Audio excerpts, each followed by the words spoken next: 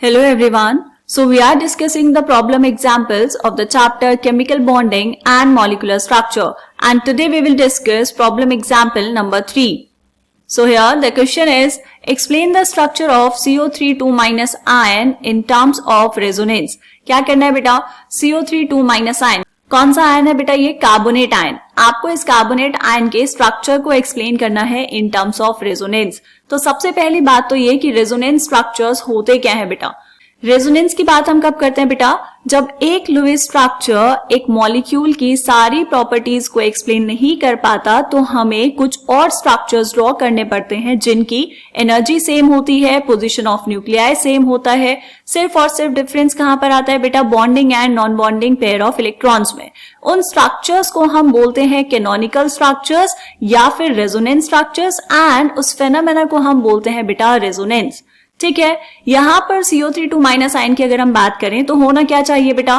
Carbon और oxygen के जो बॉन्ड्स हैं, सारे बॉन्ड्स एक जैसे तो नहीं होंगे, सबकी बॉन्ड लेंथ अलग अलग आनी चाहिए। लेकिन एक्सपेरिमेंटली देखा गया कि कार्बन और ऑक्सीजन की जो बॉन्ड लेंथ है वो सारी की सारी सेम है।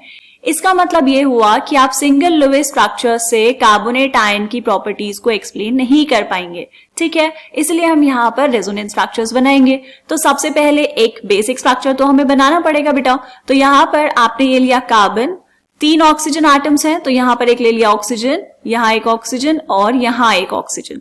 कार्बन के वैलेंस शेल में होते हैं बेटा 4 इलेक्ट्रॉन्स एंड ऑक्सीजन के वैलेंस शेल में होते हैं 6 इलेक्ट्रॉन्स। तो यहाँ पर हमने बनाया 1 2 3 4, यहाँ पे होंगे 5 6 और कार्बन के वैलेंस शेल में कितने बेटा? 4 इलेक्ट्रॉन्स। तो यहाँ पर ये 2 इलेक्ट्रॉन्स यहाँ, एक यहाँ और एक यहाँ। हम क्या करने वाले हैं बेटा? ऊपर वाले ऑक्सीजन के साथ बनाने वाले हैं कार्बन का डबल बॉन्ड। तो यहाँ पर हमने ये बना दिया डबल बॉन्ड। ठीक है, उसके बाद क्या होगा? अब कार्बन 2 ही बॉन्ड बना सकता है और 2 ही ऑक्सीजन एटम है आपके पास, तो एक बॉन्ड बनाया इस वाले ऑक्सीजन के साथ और एक बॉन्ड बनाया इस वाले ऑक्सीजन के साथ। ऑक्सीजन एटम पे नंबर ऑफ इलेक्ट्रॉन्स कितने होते हैं बेटा? Valence electrons total 6। यहाँ पे एक तो ये बॉन्ड में शेयर हो गया है, इलेक्ट्रॉन्स बचेंगे कितने बेटा? 5 इलेक्ट्रॉन्स। तो 1 2 3 4 एंड 5, और इस वाले ऑक्सीजन में भी कितने बचेंगे बेटा? 5 इलेक्ट्रॉन्स। तो 1 2 3 4 एंड दिस इज 5। इसको हम बनाएंगे ऐसे 3 4 एंड यहाँ पर 5। लेकिन क्या ये कंप्लीट हो गया स्ट्रक्चर बेटा? नहीं, ऊपर 2 का चार्ज भी तो है। -2 का चार्ज होने का मतलब है कि 2 इलेक्ट्रॉन्स आपके पास एक्स्ट्रा हैं। अभी ये जो ऑक्सीजन एटम है ये वाला बेटा, इसके वैलेंस शेल में कितने इलेक्ट्रॉन्स है? 5 हमने यहाँ पर बनाए हैं और 2 इस बॉन्ड में होंगे, तो टोटल हुए 7 इलेक्ट्रॉन्स। एक इलेक्ट्रॉन की अभी यहाँ पर जरूरत है, तो हम क्या करेंगे बेटा? ये जो 2 एक्स्ट्रा इलेक्ट्रॉन्स आए हैं इनमें से एक इलेक्ट्रॉन आ जाएगा यहाँ पर और एक इलेक्ट्रॉन आ जाएगा बेटा यहाँ पर। ठीक है, और इसको हम कर देंगे ऐसे स्क्वायर ब्रैकेट के अंदर बंद, और ये हो गया 2-। ठीक, ये एक स्ट्रक्चर बनाया बेटा हमने। आपकी बुक में ये स्ट्रक्चर कैसे गिवन है? जब अभी हम इसका सॉल्यूशन चेक करेंगे बेटा, तो यहाँ पर ऑक्सीजन के ऊपर ही नेगेटिव चार्ज बनाया है। ऑक्सीजन के ऊपर नेगेटिव चार्ज बनाया तो यहाँ पर देखो एक इलेक्ट्रॉन एक्स्ट्रा है। टोटल कितने इलेक्ट्रॉन्स है यहाँ पे? 1 2 3 4 5 एंड 6, और एक बॉन्ड भी बना है। तो यहाँ पर ये 7 और 8 ऑक्टेट कंप्लीट हुआ बेटा। ऑक्सीजन के पास ये जो एक एक्स्ट्रा इलेक्ट्रॉन आया है इसी के लिए ये नेगेटिव शो किया गया है, राइट? तो आप ऐसे भी बना सकते हैं और आप ऐसे भी बना सकते हैं, दोनों में से कैसे भी बनाएंगे तो चलेगा। ठीक है बेटा, क्या बात हमें समझ आई? ओके, अब क्या करना है बेटा? हमें बात करनी है रेजोनेंस की। यहाँ पे आपने एक ऑक्सीजन के साथ डबल बॉन्ड बनाया और 2 ऑक्सीजन एटम्स के साथ सिंगल बॉन्ड। अब जरूरी तो नहीं है ना कि हमेशा इसी ऑक्सीजन के साथ डबल बॉन्ड बना रहे, है ना? क्योंकि अगर ऐसा होता तो कार्बन ऑक्सीजन डबल बॉन्ड के लिए अलग बॉन्ड लेंथ आती और कार्बन ऑक्सीजन सिंगल बॉन्ड के लिए अलग बॉन्ड लेंथ आती। लेकिन एक्सपेरिमेंटली तो हमने देखा कि सारी carbon oxygen bond length same आई है। तो इसका मतलब ये हुआ कि यहाँ पर रेजोनेंस स्ट्रक्चर्स पॉसिबल हैं। रेजोनेंस स्ट्रक्चर्स को हम शो करते हैं बेटा डबल हेडेड एरो से, मतलब यहाँ पर ऐसे दोनों तरफ एरो, और यहाँ पर रेजोनेंस स्ट्रक्चर बनाओ, ये हो जाएगा कार्बन। अब यहाँ पर ऊपर डबल बॉन्ड था पहले, तो हमने यहाँ पर बनाया ऑक्सीजन, यहाँ पर डबल बॉन्ड ऑक्सीजन और इस तरफ सिंगल बॉन्ड ऑक्सीजन, राइट? और यहाँ पे हम बनाएंगे बेटा 2-। दूसरा रेजोनेटिंग स्ट्रक्चर कैसे बनाएंगे? रेजोनेटिंग स्ट्रक्चर बोल सकते हैं या फिर कैनोनिकल स्ट्रक्चर बोल सकते हैं, कैनोनिकल फॉर्म्स बोल सकते हैं, कुछ भी चलेगा। तो यहाँ पे हो जाएगा कार्बन, यहाँ पे ये सिंगल बॉन्ड, इस तरफ सिंगल बॉन्ड और इस तरफ डबल बॉन्ड ऑक्सीजन। ठीक है, फिर इसको भी ऐसे बंद कर लेंगे स्क्वायर ब्रैकेट के अंदर और बाहर आ जाएगा 2-।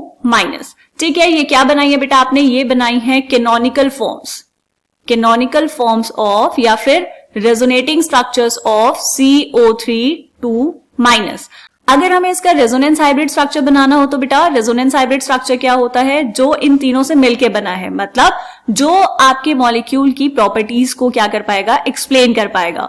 तो रेजोनेंस हाइब्रिड स्ट्रक्चर इसका कैसे बना देंगे बेटा, दिस इज कार्बन, यहां पर ये ऑक्सीजन, ये ऑक्सीजन, ये ऑक्सीजन, और डबल बॉन्ड क्या था, डबल बॉन्ड यहां भी होता है, यहां भी हो सकता है और यहां भी हो सकता है। ठीक है, और बाहर क्या है बेटा आपके पास 2-, वो 2- को नहीं भूल जाना है, उसी वजह से ये स्ट्रक्चर ऐसा बना है। ठीक है, ये क्या है, रेजोनेंस हाइब्रिड। इसके लिए हम क्या शो करते हैं बेटा, इसके लिए शो करते हैं ट्रिपल लाइंस। ठीक है, ये बना है रेजोनेंस हाइब्रिड। ये आपसे पूछा नहीं है यहां पर, तो इसको बनाने की जरूरत नहीं है, आप सिर्फ बना देंगे रेजोनेटिंग स्ट्रक्चर्स या फिर कैनोनिकल फॉर्म्स। क्या बात समझ आई बेटा। बाकी रेजोनेंस स्ट्रक्चर्स में भी बेटा हम क्या करेंगे, इलेक्ट्रॉन्स बना देंगे। ठीक है, तो यहाँ पर ये सिंगल बॉन्ड बना है, तो इसमें इलेक्ट्रॉन्स कितने, 1 2 3 4 5 6, यहाँ पर भी बनाएंगे 6 इलेक्ट्रॉन्स। एंड जो डबल बॉन्डेड ऑक्सीजन है उसके पास कितने इलेक्ट्रॉन्स है बेटा, 4 इलेक्ट्रॉन्स। ठीक है, ऐसे ये वाले स्ट्रक्चर्स में भी बना देंगे। तो ये आपने क्या बनाए, आपने बनाए हैं canonical forms of carbonate ion. ठीक, अब हम क्या करेंगे बेटा, अब हम चेक करेंगे एनसीईआरटी में इसका सॉल्यूशन। देखो क्या दिया है आपको यहाँ पर, The single Lewis structure based on the presence of 2 single bonds and 1 double bond between carbon and oxygen atoms is inadequate to represent the molecule accurately. मतलब वो अच्छे से एक्सप्लेन नहीं कर पाया as it represents unequal bonds. According to the experimental findings, all carbon to oxygen bonds in CO3 - are equivalent. सारे के सारे कार्बन ऑक्सीजन बॉन्ड्स क्या थे बेटा, इक्विवेलेंट थे। Therefore, the carbonate ion is best described as a resonance hybrid of the canonical forms 1, 2 and 3 shown below. ये यहाँ पर क्या है बेटा, ये बनी है आपके पास कैनोनिकल फॉर्म्स। ठीक है, इन कैनोनिकल फॉर्म्स में क्या किया गया है, जो माइनस साइन है वो दिखाया है ऑक्सीजन एटम के साथ। ये माइनस चार्ज का मतलब क्या है बेटा, इसका मतलब है कि ऑक्सीजन पे एक इलेक्ट्रॉन एक्स्ट्रा है, जो कि हमने यहां पर भी बनाया है, लेकिन हमने जो 2- बताया बेटा, ये 2- हमने डब्बे के बाहर बताया है, मतलब पूरे मॉलिक्यूल पर बनाया है। क्लियर। तो यहां पर हम क्या करेंगे बेटा, ऑक्सीजन के पास 6 इलेक्ट्रॉन है, 1 2 3 4 5, और इसका जो ओरिजिनल 6 इलेक्ट्रॉन था वो गया है यहाँ पर शेयरिंग के लिए। लेकिन ये जो एक्स्ट्रा एक इलेक्ट्रॉन है बेटा, इसकी वजह से यहाँ पर क्या आया है, माइनस चार्ज आया है। ये एक इलेक्ट्रॉन एक्स्ट्रा है और इसके लिए माइनस चार्ज है। ठीक है, समझ आई बात। ओके, तो यहाँ पर हमने 3 स्ट्रक्चर्स बनाए हैं। देखो ये आया आपके पास कार्बन, कार्बन से डबल बॉन्ड ऑक्सीजन, यहाँ सिंगल बॉन्ड ऑक्सीजन एंड यहाँ सिंगल बॉन्ड। फिर क्या हुआ, डबल हेडेड एरो हमने यहां पर बनाया, मतलब हम बात कर रहे हैं कैनोनिकल फॉर्म्स की। फिर ये next carbon, single bond oxygen, double bond oxygen and single bond oxygen. फिर थर्ड स्ट्रक्चर में हमने क्या किया, कार्बन डबल बॉन्ड ऑक्सीजन बनाया नीचे राइट साइड पे, लेफ्ट साइड पे ऑक्सीजन माइनस के साथ, और ऊपर भी कार्बन और ऑक्सीजन का बॉन्ड।